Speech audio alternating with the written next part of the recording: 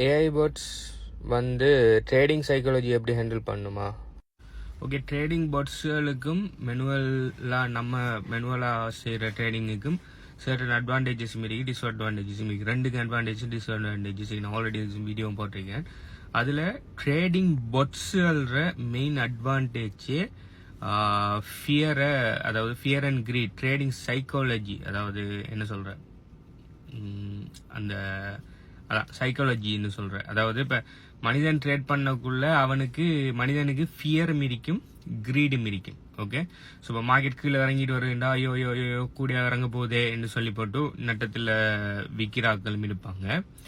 மேலே போயிட்டு இருக்கக்குள்ள இன்னும் கொஞ்சம் போட்டுன்னு சொல்லி போட்டு குறிப்பிட்ட அளவில் ப்ராஃபிட் எடுக்காமல் அப்படியே வெயிட் பண்ணி திரும்ப டம்ப் ஆகி கீழே வந்து எடுக்க வேண்டிய ப்ராஃபிட்டை எடுக்காம கிரீட்ல அதை விட்டாக்களும் இருப்பாங்க. ஓகே, ஸோ இதை மாதிரியான ஃபியர் அண்ட் கிரீட்னு சொல்ற இந்த சைக்காலஜி ஃபேக்டர் பொட்டில் எஃபெக்ட் இல்லை. இப்போ பொட்டுக்கு ஒரு குறிப்பிட்ட பராமீட்டர்ஸை நம்ம கொடுக்குற அப்படி பொட்டிலே இருக்கி இந்த ஸ்ட்ரேட் செட்டிங் வந்தா வாங்கணும், இந்த மாதிரி வந்தா விற்கணும், இந்த கேட்டகரியில எல்லாம் செய்யணும்னு சொல்லி ஆல்ரெடி ப்ரீ ப்ரோக்ராம் பண்ணப்பட்டிருக்கு. ஸோ மார்க்கெட்டை அனலைஸ் பண்ணி சில பாட்ஸ்ல ஏஐ வாட்சிங்கும் நடக்கும். அதாவது ஈவன் தோ நம்ம இந்த ரேட்டுக்கு வந்தா வாங்கணும்னு கொடுத்து வச்சாலும் அதை விட ஏஐ மொனிட்டர் பண்ணி ஓகே இதை விட பெட்டரான பிரைஸ் வருதான்னு பார்த்து வாங்குற பொட்டலும் இருக்கு. அடுத்தது இந்த கேட்டகரி வரக்குள்ள இப்போ உதாரணத்துக்கு 1% ப்ராஃபிட் எடுக்கணும்னு போட்டுட்டீங்கன்னு 1% தாண்டி போகக்குள்ள ஏஐ மொனிட்டர் பண்ணி ஓகே இதை விட கூட போறதுக்கு சான்ஸ் இருக்கான ஏஐ வாட்சிங்கும் இருக்கிற பொட்ஸ்களும் இருக்குது. அதுவும் நான் பாவிச்சிட்டு இருக்கேன். ஓகே,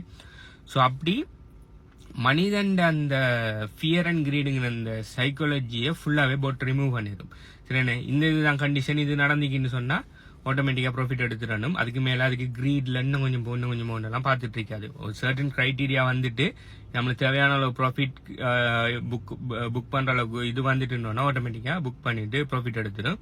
அதே மாதிரி கீழே வருன்னு சொன்னா ஓகே எந்த கிரைட்டீரியா வந்துட்டு இவரத்தை வாங்கலாம். அப்படி இல்லாட்டி மார்க்கெட் கீழே வருன்னு சொன்னா அது பயத்துல ஓடி போய் விற்காது. ஏன்னு சொன்னா அதுக்கு தெரியும் மார்க்கெட் கீழே வந்த மேல போன்னு சொல்லி அது ப்ரோக்ராம் பண்ணப்பட்டிருக்கு. ஆனா நம்மளுக்கு தான் மனிதன் இது ஐயோ இன்னும் கீழே வருது இப்போ ஓரான இடத்துல வைத்திருமேன்னு சொல்லி விற்கும். ஆனா பொட்டில் நம்ம சம்டைம்ஸ் ஸ்டாப் லாஸ் போட்டு வச்சிருப்போம், சம்டைம்ஸ் என்ன செஞ்சிருப்போம் இது பண்ணிருப்போம், அது டொலர் காஸ்ட் அவரேஜ் பண்ண வருவோம், அதுக்கேற்ற மாதிரி அது செய்யும். ஓகே, ஸோ பொட்டில் இருக்கிற மெயின் அட்வான்டேஜ் இந்த ஃபியர் அண்ட் கிரீடை மனிதன் இந்த ஃபியர் அண்ட் கிரீடை இல்லாதால அது பாட்டில் அந்த ஃபியர் அண்ட் கிரீடால வர மிஸ்டேக்கை அவாய்ட் பண்ணி ட்ரேட் பண்ணும். ஆனா அதோட டிஸ்அட்வான்டேஜ் என்னன்னு சொன்னா சேம் விஷயம்தான். ஆனா இப்ப சில நேரம் நம்மளுக்கு ஒரு மனிதனா இருந்தா நம்மளுக்கு தெரியும் நாளைக்கு மார்க்கெட்ல ஒரு மிகவும் கட்ட நியூஸ் ஒன்று வரப்போகுது, சுவரா மார்க்கெட் டம்ப் ஆகும்னு சொல்லி தெரியும். இப்ப நம்ம ட்ரேட் ஒன்று எடுத்துருக்கோம், அது 1% 2% ப்ராஃபிட் போட்டிருக்கோம். ஆனா இப்ப 1% ப்ராஃபிட்ல இருக்கு. இப்ப நாளைக்கு அந்த நியூஸ் வந்தா சுவரா மார்க்கெட் டம்ப் ஆயினா அந்த 1% இல்லாம போயிடும். அப்ப நம்ம என்ன செய்வோம், ஓகே அப்படின்னா இப்போ நம்ம அதை ப்ராஃபிட் எடுத்து புக் பண்ணோம் சொல்லி நம்ம ப்ராஃபிட்டை புக் பண்ண பார்ப்போம் இப்ப மனிதன் ஆகிக்குள்ள. ஆனா ட்ரேடிங் போட்டு அந்த ட்ரேடை பண்ணுனா நாளைக்கு மார்க்கெட்ல வர போற நியூஸ் அதுக்கு தெரியும். ஓகே, அது கணக்கு எடுக்க மாட்டேங்க. அப்ப அது என்ன செய்யும், அதுக்கு கொடுத்துருக்கு 2% ப்ராஃபிட் வந்தா எடுன்னு சொல்லி இப்போ ஒன்று தான் இருக்கு, அப்ப எடுக்க மாட்டேங்க, அது அப்படியே இருக்கு, சும்மா இருக்கும்.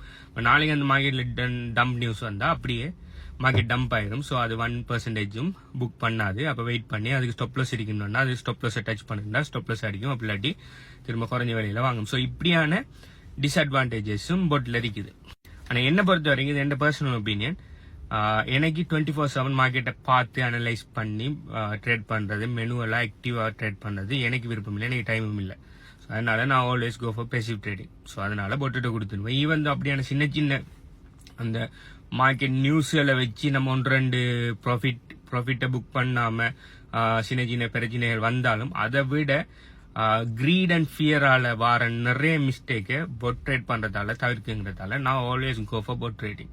ஓகே, நான் எப்பயுமே பொட் ட்ரேடிங் தான் நான் செய்யறேன். நான் மேனுவல் ட்ரேடிங் பெருசா செய்யறதில்ல.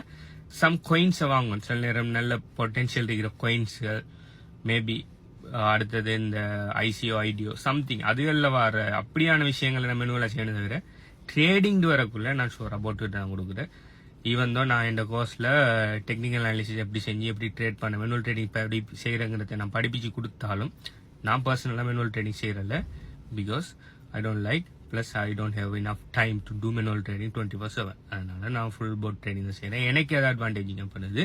ஸோ நீங்க மத்தாக்கள் உங்களுக்கு எது பெஸ்ட்னு சொல்லி நீங்க மெனுவல் ட்ரேடிங்கையும் பாடிங்க, பொட் ட்ரேடிங்கையும் படிச்சுட்டு நீங்கள் மேனுவல் ட்ரேடிங் செஞ்சு பாருங்கள், பொட் ட்ரேடிங் செஞ்சு பாருங்கள். எது உங்களுக்கு ப்ராஃபிட் கூடிய வருதுங்கிறத வச்சு நீங்கள் முடிவெடுங்க. எனக்கு பொட் ட்ரேடிங் தான் ப்ராஃபிட் கூடிய இருக்குது. ஏன்னா நான் ஒரு சில பொட்லேயெல்லாம் மோர் தென் $5,000 மேலாம் நான் பண்ணிருக்கேன் ஜஸ்ட் வித் ஒன் பொட். அதே மாதிரி நிறைய பொட்ஸ் நான் வச்சிருக்கேன். ஸோ எனக்கு அதுதான். அதே மாதிரி மேனுவல் ட்ரேடிங் அந்த $5,000 நான் ஏர்ன் பண்ணணும்னா அதுக்கு எவ்வளோ டைம் போட்டிருக்கேன், அந்த டைமை நான் கால்குலேட் பண்ணி பார்க்குறோம்ல. இட்ஸ் பொட்டில் வச்சு ட்ரேட் பண்ணேன், எனக்கு வேர்த் இந்த மாதிரி படுது.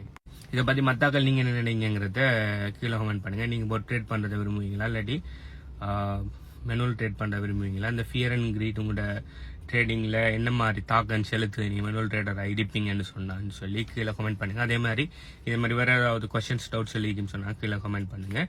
hbuconsultancy.com வெப்சைட் எங்கள் பயோ டிஸ்கிரிப்ஷனில் இருக்கு. அதுக்கு போனீங்கன்னு சொன்னால் உங்களுக்கு தேவையான மேலே டீட்டெயில்ஸில் பெற்றுக்கொள்ளலாம். பாய்.